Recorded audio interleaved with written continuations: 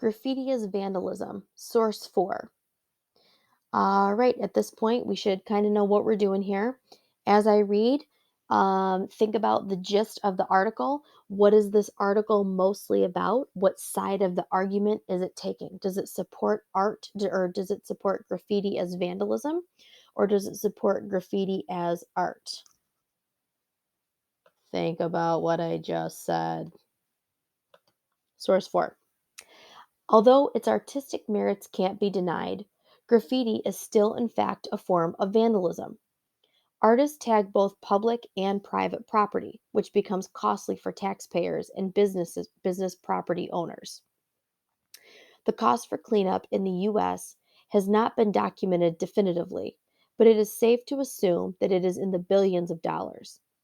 Large cities typically budget more money towards graffiti removal. In 2006, Chicago budgeted 6.5 million, while Omaha, Nebraska spends about 100,000 annually, according to graffitihurts.org.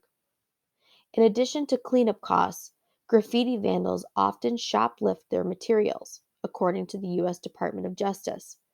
Stealing spray paint and markers adds an additional cost to businesses. Vandalism also affects revenue from transportation, as evidenced by the reduction in riders during the 1960s and 1970s. Even before graffiti became associated with gangs, people became afraid of riding the vandalized subways. Crime.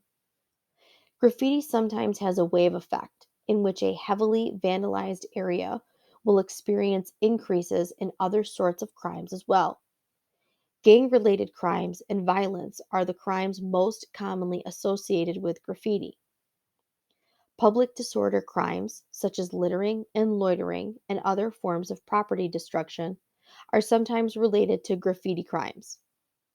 Because most taggers are males between 15 and 23, there is the concern that tagging may be a gateway crime and may lead young offenders to more serious dangerous crimes such as truancy and drug and alcohol use.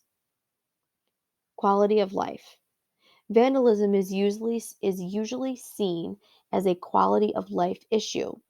When an area has an extensive graffiti, people tend to view it as a bad neighborhood. Nearby property value may decrease and crime may increase. Plus, residents see graffiti as an eyesore. Graffiti that is gang related or expresses hateful sentiments is most likely to be unwelcome in an area.